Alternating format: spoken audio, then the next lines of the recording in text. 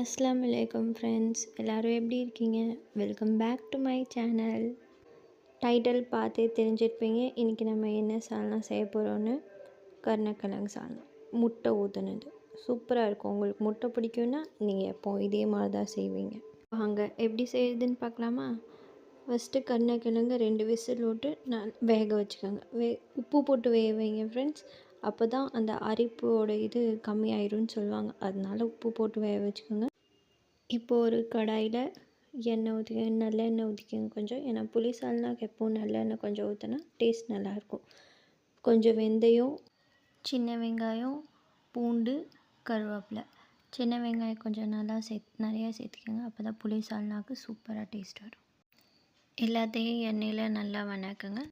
அது நல்லா வணங்கிட்டு இருக்கிற டைமில் நம்ம தேங்காய் தக்காளியை அரைச்சி எடுத்துக்கலாம். நல்லா ஃபஸ்ட் தேங்காவை நல்லா அரைச்சிடுங்க. நல்லா அரைச்சதுக்கப்புறம் அதுலேயே தக்காளி போட்டு நல்லா ஸ்மூத் பேஸ்ட்டாக அரைச்சிடுங்க. இந்த மாதிரி நல்லா ஸ்மூத்தாக அரைஞ்சதுக்கப்புறம் அதில் உப்பு, மஞ்சத்தூள், அப்புறம் குழம்பு மிளகாத்தூள், இதில் வீட்லேயே செஞ்ச மிளகாத்தூள், புளி சால்னா சாம்பாருக்கெலாம் போடுறது நல்லாயிருக்கும் டேஸ்ட்டு இதை போட்டால். அதனால் அதை போட்டு மிக்ஸ் பண்ணி வச்சுக்கோங்க. அதை அப்படியே வணங்கின வெங்காயம், பூண்டு கூட மிக்ஸ் பண்ணி நல்லா எண்ணெய் பிரிகிற அளவு கொதிக்க விடுங்க. அதெல்லாம் கொதிக்கிறதுக்குள்ளே நம்ம புளி தண்ணி ரெடி பண்ணிடலாம். நான் எப்போவுமே புளி பேஸ்ட்டு தான் வச்சுருப்பேன். இது எப்படி செய்யுதுன்னு நான் இன்னொரு வீடியோவில் உங்களுக்கு வேணும்னா சொல்கிறேன்.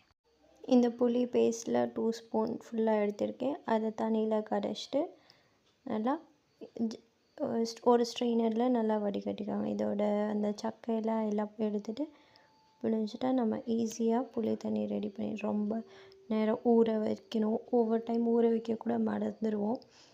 அந்த மாதிரி டைமில் இந்த மாதிரி பேஸ்ட் இருந்துச்சுன்னா நம்மளுக்கு ரொம்பவே ஹெல்ப்ஃபுல்லாக இருக்கும். புளி தண்ணி ஊற்றுனதுக்கப்புறம் தண்ணி எவ்வளோ வேணுமோ புளிப்புக்கு தகுந்த மாதிரி அட்ஜஸ்ட் பண்ணி ஊற்றிக்கோங்க. மீன்வைல் நம்ம கருணக்கிழங்கை கட் பண்ணி எடுத்துக்கலாம். கட் பண்ணி வச்சாச்சு. இப்போ நல்லா கொதிச்சு வந்துடுச்சு. இப்போ நம்ம கருணக்கிழங்கு எல்லாத்தையும் அதிலேயே போட்டுறணும். போட்டு நல்லா இன்னும் கொதிக்கணும். குழம்பு நல்லா திக்காகிற வரை நல்லா கொதிக்க விடுங்க. எண்ணெயெல்லாம் மேலே பிரிஞ்சு வந்துடணும். அந்தளவு கொதிக்க வச்சா தான் அந்த பச்சை ஸ்மெல் தான். இப்போ குழம்பு ஆல்மோஸ்ட் டன். இப்போ நம்ம என்ன பண்ணிக்கலாம், இந்த ஸ்டேஜில் தான் சிம்மில் வச்சுட்டு முட்டை எத்தனை வேணுமோ அவ்வளோ உடச்சி ஊற்றிக்கணும். ரொம்பவே கேர்ஃபுல்லாக முட்டையை உடச்சி ஊற்றுங்க ஃப்ரெண்ட்ஸ்.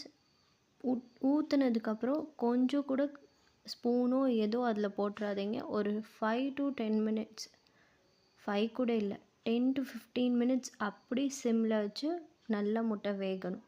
வெந்தால் தான் முட்டை உங்களுக்கு உடையாமல் வரும், இல்லைன்னா உடஞ்சிரும். இப்போ 15 மினிட்ஸ்க்கு அப்புறம் பார்க்கலாம். இங்கே பாருங்கள், முட்டையெல்லாம் நல்லா வெந்துருச்சு. சால்னாவும் நல்லா திக்காயிருச்சு. முட்டை எதுவுமே உடையில, நீட்டாக சூப்பராக இருக்குது. அவ்வளோதான், நம்ம சால்னா இஸ் ரெடி. லாஸ்ட்டாக கொத்தமல்லி போட்டு ஆஃப் பண்ணி வச்சிடுங்க. சூப்பராக இருக்கும் சாப்பாடு எல்லாத்துக்குமே. இந்த வீடியோ உங்களுக்கு ரொம்பவே யூஸ்ஃபுல்லாக இருக்கும்னு நினைக்கிறேன் ஃப்ரெண்ட்ஸ். தேங்க்ஸ் ஃபார் வாட்சிங். இந்த மாதிரி வீடியோஸ் பார்க்க என்னோடய சேனல் சப்ஸ்கிரைப் பண்ணிக்கோங்க. See you in next video. Bye.